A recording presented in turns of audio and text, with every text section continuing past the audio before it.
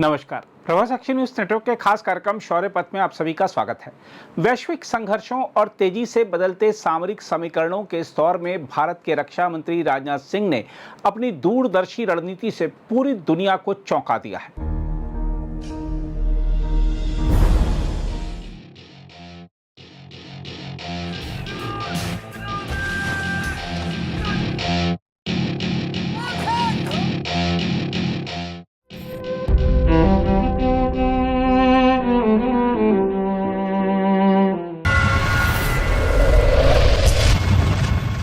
एक और जहां भारत अपनी सेना को आधुनिक और भविष्य के युद्ध के लिए तैयार करने के लिए रक्षा बल विजन 2047 जैसा व्यापक रोडमैप सामने लाया है, वहीं दूसरी ओर भारतीय रक्षा निर्यात भी तेजी से वैश्विक बाजार में अपनी मजबूत पहचान बना रहा है।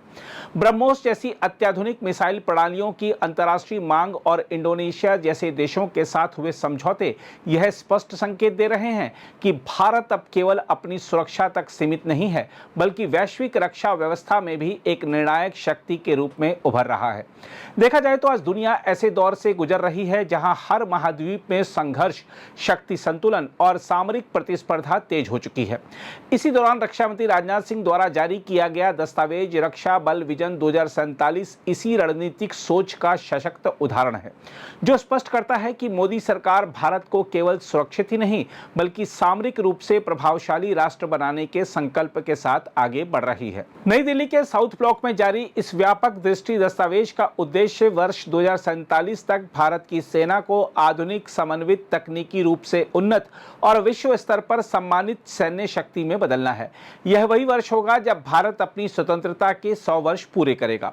इस दस्तावेज में सैन्य सुधार, क्षमता विस्तार, संगठनात्मक पुनर्रचना और उन्नत तकनीक के व्यापक उपयोग का स्पष्ट रोडमैप प्रस्तुत किया गया है।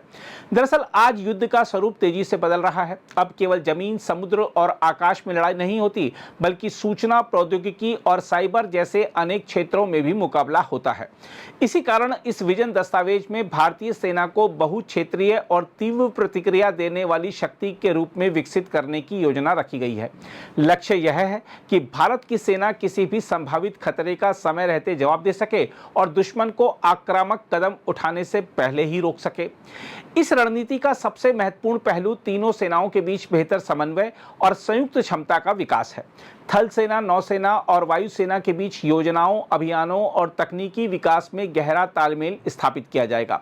इससे सैन्य दक्षता बढ़ेगी और जटिल सुरक्षा परिस्थितियों में भी भारत की प्रतिक्रिया तेज और प्रभावी होगी। आधुनिक युद्ध में यही संयुक्तता निर्णायक साबित होती है। मोदी सरकार की रक्षा नीति का एक और केंद्रीय स्तंभ आत्मनिर्भरता है। लंबे समय तक भारत रक्षा उपकरणों के लिए विदेशी आयात पर निर्भर रहा, जिससे न केवल रणनीतिक स्वतंत्रता सीमित होती थी बल्कि आर्थिक बोझ भी बढ़ता था। अब सरकार ने स्वदेशी रक्षा निर्माण को राष्ट्रीय प्राथमिकता बना दिया है।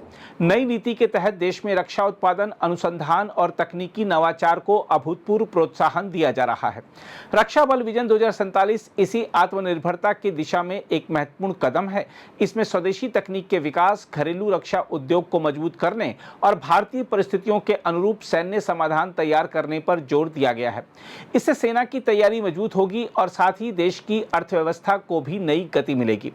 वैश्विक सुरक्षा वातावरण की जटिलता को देखते हुए इस दस्तावेज में पूरे राष्ट्र की संयुक्त भागीदारी की अवधारणा भी सामने रखी गई है। इसका अर्थ है कि राष्ट्रीय सुरक्षा केवल सेना की जिम्मेदारी नहीं बल्कि कूटनीति, प्रौद्योगिकी, उद्योग और आर्थिक शक्ति के समन्वय से ही मजबूत होती है। यही समग्र दृष्टिकोण भारत को आने वाले दशकों में एक मजबूत और सुरक्षित राष्ट्र बनाएगा। इसके अलावा भारत की नई रक्षा नीति की प्रभावशीलता का स्पष्ट प्रभाव अंतर्राष्ट्रीय रक्षा बाजार में भी दिखाई दे रहा है। हाल ही में दक्षिण पूर्व एशिया का महत्वपूर्ण देश इंडोनेशिया भारत से ब्रह्मोस मिसाइल प्रणाली खरीदने पर सहमत हुआ है। लगभग 3,800 करोड़ रुपए के इस समझौते ने भारत की रक्षा निर्यात क्षमता को नई ऊंचाई पर पहुंचा दिया है। हम आपको बता दें कि ब्रह्मोस दुनिया की सबसे तेज परिचालन सुपरसोनिक क्रूज मिसाइल मानी जाती है। इसकी गति ध्वनि की गति से लगभग 3 गुना तक पहुंचती है और यह जमीन, समुद्र, पनडुब्बी तथा वायु मंच से दागी जा सकती है। कम ऊंचाई पर तीव्र गति से लक्ष्य भेदने की इसकी क्षमता इसे रोकना लगभग असंभव बना देती है। यही कारण है कि इसे आधुनिक युद्ध का अत्यंत प्रभावशाली हथियार माना जाता है। भारत ने पिछले वर्ष पाकिस्तान के साथ 4 दिन के सैन्य संघर्ष के दौरान इसी मिसाइल का उपयोग कर दुश्मन के वायु अड्डों और सैन्य ढांचे को भारी नुकसान पहुंचाया था। इस प्रदर्शन ने पूरी दुनिया का ध्यान भारत की सैन्य तकनीक की ओर खींचा था। परिणाम स्वरूप अनेक देश अब इस मिसाइल को खरीदने में रुचि दिखा रहे हैं। इंडोनेशिया के साथ समझौते से पहले फिलीपींस ने भी भारत से ब्रह्मोस मिसाइल प्रणाली खरीदी थी और उसे अपनी समुद्री सुरक्षा के लिए गेम चेंजर बताया था। इसके अलावा वियतनाम, मलेशिया, थाईलैंड, सऊदी अरब, संयुक्त अरब अमीरात, ओमान और मिस्र सहित कई देशों ने भारत के साथ संभावित समझौतों पर चर्चा शुरू कर दी है। यह स्थिति बताती है कि भारत तेजी से वैश्विक रक्षा आपूर्ति श्रृंखला में महत्वपूर्ण भूमिका निभा रहा है। देखा जाए तो रक्षा निर्यात का यह विस्तार केवल आर्थिक उपलब्धि नहीं है, बल्कि इसका गहरा सामरिक महत्व भी है। जब भारत अपने मित्र देशों को आधुनिक हथियार प्रणालियां उपलब्ध कराता है तो वह क्षेत्रीय सुरक्षा संतुलन को भी मजबूत करता है। विशेष रूप से हिंद प्रशांत क्षेत्र में भारत की यह भूमिका चीन जैसी विस्तारवादी शक्तियों के लिए स्पष्ट संदेश है कि भारत अब निर्णायक शक्ति है।